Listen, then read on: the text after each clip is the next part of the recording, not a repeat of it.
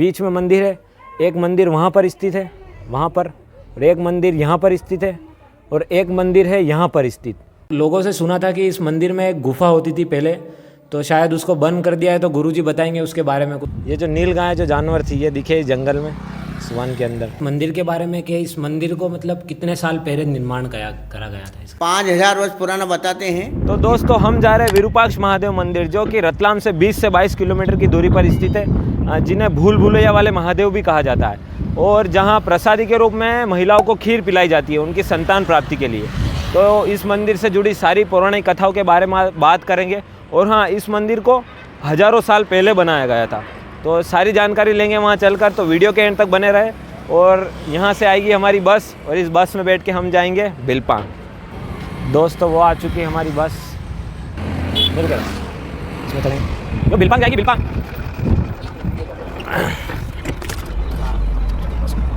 तो हम उतर गए इस बस से, और ये हाईवे रोड पे आता है, और बिलपांग यहाँ से 1 किलोमीटर की दूरी पर है। यहाँ से 1 किलोमीटर की दूरी पर है बिलपांग। तो अब लेंगे किसी से लिफ्ट, देखते हैं कोई रुकता है या नहीं रुकता है, किसी से लिफ्ट लेके जाएंगे। अगर आप बिलपांग विरूपाक्ष महादेव कभी आए होंगे तो ये रोड के साइड में आपको ये वन दिखेगा। ये जंगल विभाग, पहले वन विभाग के अंडर आता था ये, और इसमें जो पहले जानवर भी पाए जाते हैं, हिरने वगैरह जो जानवर होते हैं, गाय। तो ये भाई मिले हमको जो हमको बिलपांग छोड़ेंगे। भैया क्या नाम है आपका? मेरा नाम शिवम सोलंकी। तो इनका नाम शिवम सोलंकी। ये भाई हमको बिलपांग मंदिर ले जाएंगे, विरूपाक्ष महादेव के मंदिर। तो ले जाएंगे ना भैया? चलो ठीक है, बैठते हैं अब गाड़ी पे। चलो बैठ, चलेंगे विरूपाक्ष महादेव मंदिर। तो भैया ने हमको लिफ्ट दे दी, और अब चलते हैं मंदिर सीधा। तो हम जा रहे थे, तो ये यहाँ पर नील गाय जो कि जानवर होता है, जो खेतों में काफ़ी नुकसान पहुँचाता है, ये नील गाय को बताया था भैया ने गाड़ी रोकने के बाद। ये जो नील गाय जो जानवर थी, ये दिखे इस जंगल में, सुवन के अंदर। तो हम जाने तो सीधा मंदिर वाले थे, लेकिन रास्ते में हमें नील गाय दिख गई, जिन्होंने रोक लिया, और हमने इनको देखने लग गए। तो चलते हैं अब विरूपाक्ष मंदिर, क्योंकि वीडियो अब काफ़ी बड़ी हो जाएगी, इसलिए अब ज़्यादा बड़ी नहीं करेंगे वीडियो को, और सीधा चलते हैं वहाँ पर। तो दोस्तों हम आ चुके हैं विरूपाक्ष महादेव मंदिर, और ये देखने में आप देख सकते हैं कितना प्राचीन दिख रहा है। इस मंदिर को देखते ही आप देख सकते हैं कि ये सोच सकते हैं कि ये कितना प्राचीन है। और ये मशहूर है इसके स्तंभ से, क्योंकि इस मंदिर में काफ़ी ज़्यादा स्तंभ है।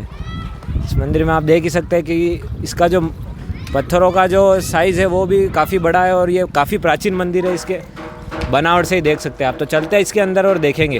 दोस्तों आ चुके हैं हम इस मंदिर में, और यहाँ पर शायद यज्ञ का आयोजन हो रहा है। तो चलते हैं इसके अंदर, प्रवेश करते हैं और बताते हैं आपको इस मंदिर के बारे में सारी जानकारी। तो ये रहा हमारा विरूपाक्ष महादेव मंदिर, जो कि कई साल पुराना है। और कहते हैं कि इस मंदिर से एक गुफा जाती थी, जो कि सीधा उज्जैन महाकालेश्वर तक प्रवेश करती थी। और इस मंदिर की इस मूर्ति से आप पता लगा सकते हैं कि ये खंडित हो चुकी है, और इसकी स्ट्रक्चर से आप पता लगा सकते हैं कि ये कितने साल पुरानी होगी। और इस मंदिर में आगे बढ़ने के बाद ये इसके दरवाजे पर ये हनुमान जी की प्रतिमा बनाई गई है।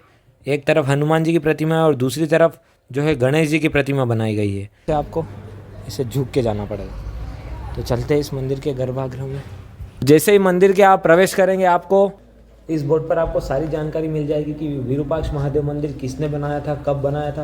और इस मंदिर की विशेषता है कि इस मंदिर में 64 खंभे हैं, जिन्हें आज तक कोई नहीं गिन पाया।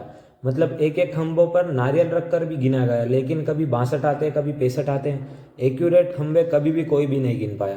तो ऐसी इस मंदिर की विशेषता है, और इसीलिए इसका नाम भूल भुलैया वाले महादेव भी रखा गया है, क्योंकि भूल भुलैया है एक तरह से, इसमें कोई भी गिन नहीं पाता है इन खंभों को। मंदिर के आगे वाले खंभों पर अप्सराएं की आकृतियाँ बनी हुई है, और इन खंभों पर भी बनी हुई है, और इसके दाहिने जो खंभे हैं इन पर भी अप्सराओं की आकृतियाँ बनी हुई है। अलग अलग अप्सराओं की अलग अलग आकृतियाँ बनी हुई है, जो कि अपने हाथ में अलग अलग चीज़ें लेकर खड़ी है। और ये जो आपका तुलावटी दिख रहा है, इसमें जो बच्चा होता है उसको बाद में यहाँ पर आकर तोला जाता है, मिठाई या कोई सी भी मिठाई के द्वारा। तो अब हम चलते हैं इस गर्भगृह में, जो कि 2-3 फीट अंदर है जमीन स्थल से। तो यहाँ पर गुरुजी दिखते हैं, इनको प्रणाम करते हैं गुरुजी। और जो विरूपाक्ष महादेव मंदिर है, ये आप देख सकते हैं, इनकी प्रतिमा बनी हुई है यहाँ पर। और ये स्वयं से प्रकट हुए थे, मतलब इनकी किसी ने मूर्तियाँ पर बिठाई नहीं थी, अपनी इच्छा से प्रकट हुए थे, ऐसा यहाँ कहा जाता है। और आप चारों तरफ देखेंगे कि इसकी जो डिज़ाइन है ये काफ़ी पुरानी लगती है, इसमें आप देख सकते हैं। और इस मंदिर में ये जो लगे हुए हैं, इन पे शायद पहले जो दीपक वगैरह रखे जाते थे उसके लिए रखे गए हों, या और कुछ कारण भी हो सकता है। और ये आप ऊपर देख सकते हैं इसकी सबसे पहले हम भगवान शिव को जल अर्पित कर देते हैं और उसके बाद हम गुरुजी जो गर्भगृह के गुरुजी हैं उनसे सारी जानकारियाँ लेंगे इस बारे में। और ये हम चीज़ बताना भूल गए कि ये सांप की कांचरी इस फोटो फ्रेम में लगाई हुई है, ये कौन से सांप की है ये हमें भी नहीं पता, तो ये सारी भी हम गुरुजी से बात चर्चा करेंगे। अभी जो है मंदिर प्रांगण में काफ़ी भक्त भगवान को जल अर्पित कर रहे हैं, तो ये बाद में हम इस गुरुजी से चर्चा करेंगे। ओम स्वातनेन्द्रो व्रतद्रवाः स्वातिनो पूषा विश्ववे। तो सबसे पहले बात करेंगे इस मंदिर के बारे में कि इस मंदिर को मतलब कितने साल पहले निर्माण करा गया था इसका। ये जो मंदिर 5000 वर्ष पुराना बताते हैं, ये पांडवों के समय का है और भगवान विरूपाक्ष महादेव जो है स्वयंभू है, स्वयं प्रकट हुए थे यहाँ। अच्छा, मतलब इस मंदिर के चारों कोने पे 4 मंदिर और सहायक मंदिर हैं। पीछे साइड में गणेश जी का मंदिर है, एक राधा कृष्ण का है, एक हनुमान जी का है और एक भोलेनाथ का है। इसको पंचायतन शिला का मंदिर बोलते हैं। इस मंदिर के अंदर 64 खंबे हैं जो गिनती में नहीं आते, भूल हो जाता है। इसका जीर्णोद्धार गुजरात के राजा सिद्धराज जय सिंह जी ने संवत 1198 में इस मंदिर का जीर्णोद्धार करवाया था और 99 में महाकाल मंदिर उज्जैन का करवाया था। इसका शिलालेख है यहाँ और एक मौर्यकालीन स्तंभ लगा हुआ है। और गुरुजी जैसे यहाँ पर खीर प्रसादी का भी बहुत बड़ा चलन है। जो महाशिवरात्रि होती है यहाँ पर खीर प्रसादी के लिए दूर दूर तक अपनी संतान के लिए लोग आते हैं ताकि उनकी संतान प्राप्ति हो। तो कितने लोग आते हैं और क्या मान्यता है ऐसी? यहाँ पर जो है हर प्रकार की मनोकामनाएं पूर्ण होती है और संतान के लिए तो जो है पुत्रेष्टि यज्ञ होता है और उस यज्ञ के अंदर खीर बना के 5 दिन तक बांध दी जाती है। वो मंत्र द्वारा खीर पकी जाती है। उसके बाद में दूसरी खीर बना के अमावस्या के रोज़ उस खीर में मिला के और जिन भाइयों के बच्चे नहीं होते हों उनको दी जाती है। उससे बच्चे होते हैं और यहाँ मन्नत उतारने के लिए आते हैं। अच्छा, और जो मन्नत पूरी हो जाती है उसके बाद क्या करते हैं यहाँ पर आकर? यहाँ आकर के मन्नत उतारते हैं, भगवान की पूजा वगैरह करते हैं। और जो कोई मिठाई से तोलता है, कोई फल फ्रूट से तोलता है, कोई शक्कर से तोलता है, तो कोई चावल से तोलता है। जो अपनी इच्छा हो उससे तोलते हैं। गुड़ से है, मिश्री से है, जलेबी से है, लड्डू से है। जैसा मतलब जिसको जैसा भी उचित लगता है वो उस तरह की मिठाई से उस बच्चे को तोलता है और भगवान भोलेनाथ को प्रसाद अर्पित करता है। प्रसाद बांटा जाता है वो फिर। और इस मंदिर की मतलब मैंने लोगों से सुना था कि इस मंदिर में एक गुफा होती थी पहले, तो शायद उसको बंद कर दिया है। तो गुरुजी बताएंगे उसके बारे में कुछ। ये जो मतलब गुफा है यहाँ मैंने तो नहीं देखी है, पर पुरातत्व विभाग वाला ने कहा है कि ये मतलब यहाँ गुफा है, उसको मतलब हम खोलेंगे। अब क्या कब खोलेंगे उसका कोई निराकरण नहीं है। जो पहले बंद कर दी गई थी गुफा, और वो गुफा का थोड़ा सा वीडियो बताएंगे आपको जो कहाँ है। और ये जो सांप की जो कांचरी है, ये यही जो नागदेव है उनकी कांचली है ये। अच्छा, हाँ। मतलब वो महाशिवरात्रि को आते हैं यहाँ नहीं, वो तो 12 महीना दिखते ही रहते हैं दर्शनार्थी को। अच्छा, 12 ही महीना जो भोलेनाथ के जो गले में धारण होते हैं, जो शेष नाग, जो नाग देवता है, वो यहाँ पर दिखते रहते हैं लोगों को मंदिर के अंदर। और जिसका पुण्य होता है उसको दिखते हैं। अच्छा, जिसका पुण्य उदय होता है सिर्फ उसी को दिखते हैं यहाँ पर। और काफ़ी पुराना मंदिर है। इसके आप शिलालेख भी मैंने आपको वीडियो में बताई हैं कि इसकी जो शिलालेख है वो काफ़ी पुराने समय के हैं।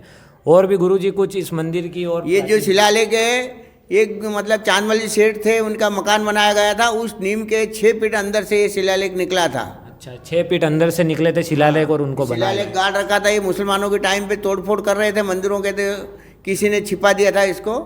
तो ये नीम से निकला गया था। जब मालूम पड़ी, नहीं तो पहले बिल्केश्वर महादेव के नाम से मतलब बोलते थे, पर जब मालूम पड़ी कि ये शिलालेख में लिखा हुआ है कि विरूपाक्ष महादेव, तो इनका नाम विरूपाक्ष है। जो 11 रुद्र अवतार है भोलेनाथ के, उसमें से एक नाम है विरूपाक्ष महादेव। 13वां ये 13वां है। ये 13वां अवतार है। चारों पीठ के शंकराचार्य जी ने इसको 13वां ज्योतिर्लिंग मान लिया है। अच्छा, 13वां ज्योतिर्लिंग मान लिया इसको। तो ऐसे है हमारे भोलेनाथ विरूपाक्ष महादेव। तो आशा करता हूँ कि आपने इस पूरे मंदिर के बारे में जान लिया होगा। और जो इसके कोने में जो 4 मंदिर है वो आपको इस वीडियो के बाद आपको ले जाएंगे और वो चारों मंदिर कौन से भगवान के वो सारे दिखाएंगे। और गुरुजी आपका बहुत बहुत धन्यवाद वीडियो में महादेव के बारे में जानकारी देने के लिए। हाँ। मैं पंडित कन्हैयालाल तिवारी बिलपांग में रहते हैं। मैं सिकवाल ब्राह्मण हूँ। और एक और बात थी गुरुजी की, ये जो मंदिर था मतलब यहाँ पर जो लोग आए थे गांव बसने से पहले से बना हुआ था ये? नहीं, गांव नहीं बसा, झाड़ियाँ थी, बिल्ली की झाड़ियाँ थी यहाँ। झाड़ियाँ थी। बाद में खेड़ापति हनुमान जी है, वहाँ पर गांव था ये बिलपांग। उसके बाद में यहाँ गांव बसा है मंदिर आने के बाद। अच्छा, मंदिर आने के बाद गांव बसा है।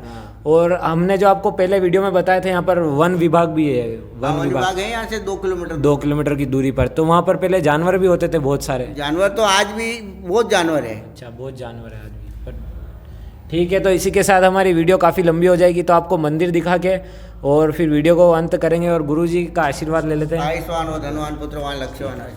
ठीक है दोस्तों, तो जैसा कि मैंने बताया कि इस मंदिर के चारों कोनों की तरफ भगवान देख सकते हैं, ये मंदिर है, ये बीच में मंदिर है, एक मंदिर वहाँ पर स्थित है, वहाँ पर, और एक मंदिर यहाँ पर स्थित है, और एक मंदिर है यहाँ पर स्थित, और एक और जो मंदिर है वो यहाँ पर स्थित है।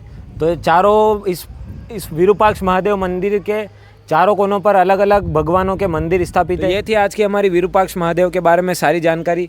तो आई होप आपको सारी समझ में आ गई होगी। चैनल को सब्सक्राइब करें और मिलते हैं आपसे अगली वीडियो में।